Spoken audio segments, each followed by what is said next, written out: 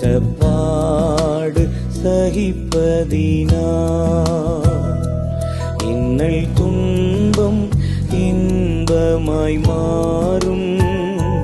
இயேசுவை நாம் காணும் போது அவர்